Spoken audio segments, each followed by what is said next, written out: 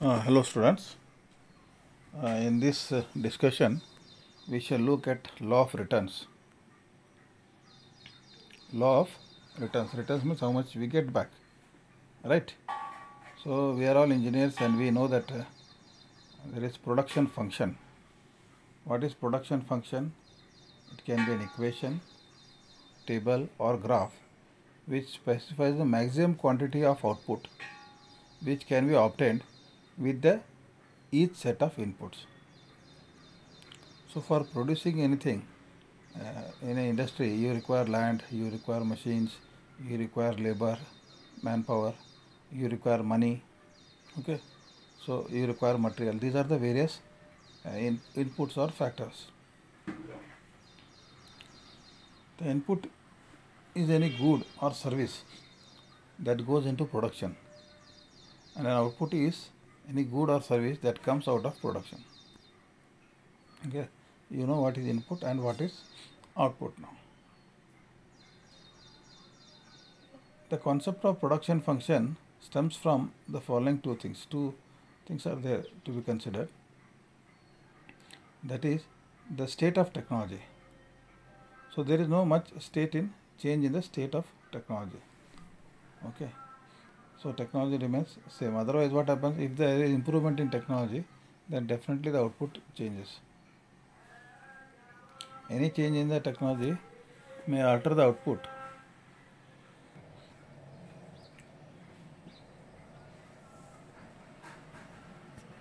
So you can take the case of any industry and imagine this returns of scale. So what is this? The returns of scales only examines the relationship between the output and the input. Okay. What is the assumptions? All the factors of production such as land, labor, capital, but organization are variable. Okay. So if they vary, definitely input varies, then output also varies. But the technology, the law assumes that technological state, that means there is no change in the technology in the period being considered. Okay, whatever study period is there, in that the technology has not changed. I can give an example. If you look at edible oil manufacturing, earlier days, some 50 years back and all, the oil was expelled through that animals and that mechanical, the animals were used to rotate and mechanical oil expellation was there. That yielded around 20 to 30% of oil from the oil seeds. But today, that technology is not at all used, because now whatever edible oil we take in that pouch, 1 liter pouch and all, it is all made from solvent extraction technology. So the technology itself has undergone a change, and definitely the recovery rates are very high. Now the whatever oil is there in the oil seed, almost 30 to 40% of that is recovered. So the oil recovery rates are high. That is why that everybody has switched on to the new technology. And the market is competitive. See, the third assumption is market is perfectly competitive. That I think you all understand. And all these terms, that is outputs, are measured in terms of physical terms. There is not emotional or qualitative. It is quantitative terms. So there are three phases of returns to scale. There are three phases to the returns of scale, such as the law of increasing returns. The law of increasing returns, first one. The second one is the law of constant returns. And the third one is the law of decreasing returns. I can give, if you take your own personal life, okay, so the x-axis is the scale, and y-axis is the marginal product. Now you can see initially R to P, the scale is increasing and the product is also increasing. So this is a increasing trend. That is the law of increasing returns. Second is stage 2, that is P to Q. Here the scale is increasing but the product is not increasing. Okay, we are increasing the scale, but definitely scale means input scale. See, like 10%, 20%, 30%, but the product is not at all increasing. You can say that the x-axis is the inputs and y-axis is the output. And in the third case, you can see though the scale is increasing, the marginal product is decreasing. You take your own case. When your child, when you are 5 years, 10 years back, let us take what happened. When you used to, from R to P, whatever time was there, you used to study and grow intellectually, okay? You are spending lot of time for studies, going to school very sincerely, studying, and because you are studying, so your knowledge was also growing, okay? The input was time, output was your knowledge. Now you have come to the college. So what happens in college? College, your growth is very little, okay? Growth is very little. You are not regular to the college, and definitely the marginal output product is also low. And after some time, when you go to work, there you can see you will not study only, and your output will reduce. Your output will definitely reduce.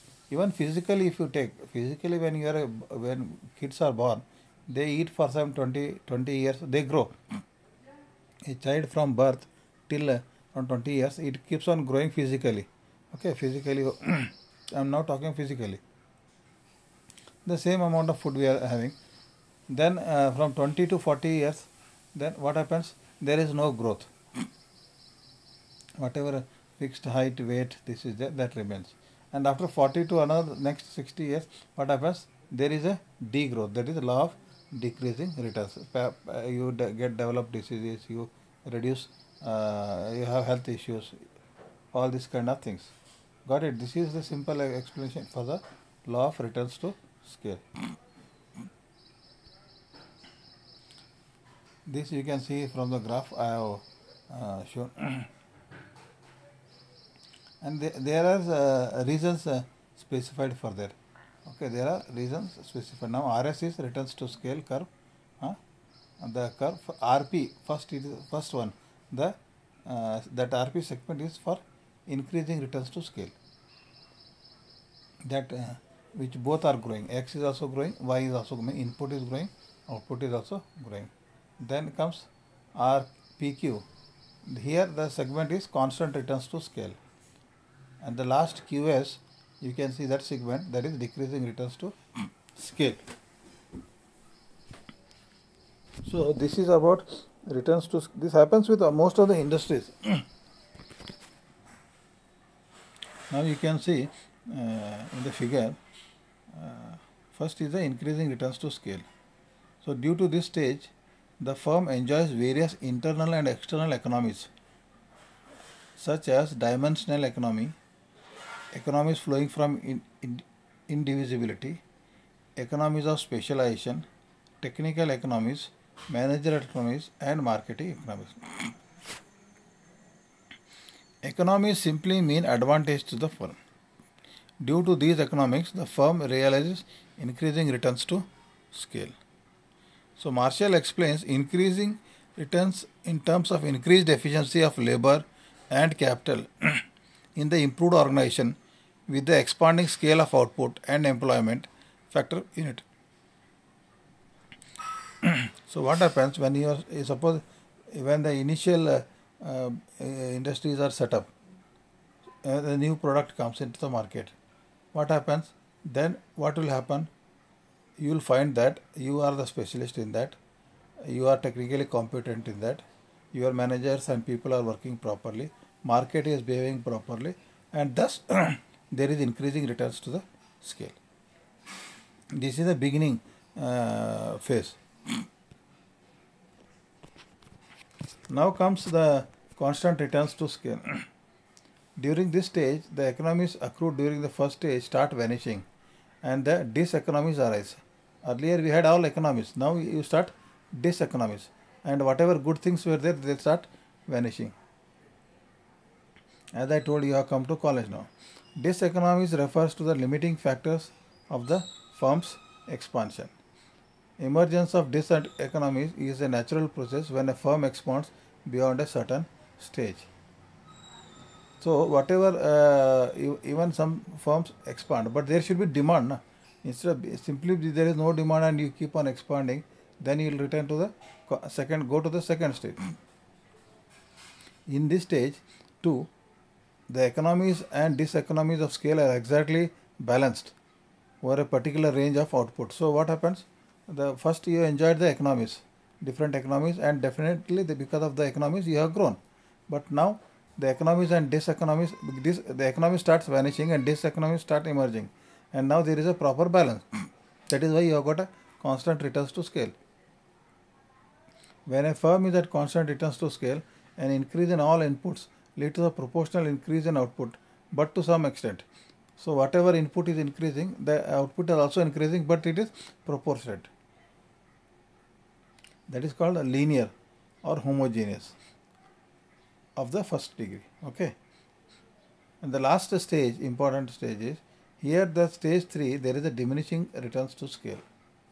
This situation arises when the firm expands its expansion operation even after the point of constant returns. Decreasing returns means that increase in the total output is not proportionate according to the increase in the input. Suppose you are spending, I can give 100 units of input earlier and you are getting 200 units of output. First case, that is increasing returns to scale. And in the second phase, constant 100 input, 100 output you are getting. But here in the diminishing, if I increase the input by 100, the output is not 100, it is coming down, say around 40, 50. So this is like diminishing or decreasing returns to scale.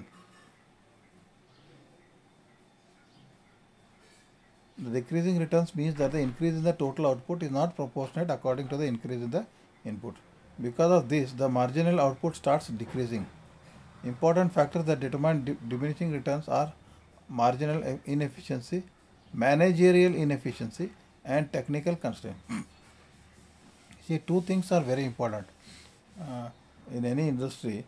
The management is very important. Okay, I think you have seen the case of Jet Airways recently. It closed down after 25 years. So management is very important to run any organization. And second is the technical constants. Again, I told you about the oil expelling. First it was mechanical and today it is solvent extraction. So when the new technology comes, the old technology becomes obsolete and people don't go for the old technology. Okay, that is what is happening. You have seen earlier days phones. They were not smartphones. But today when the smartphones have come, everybody has switched on to smartphone.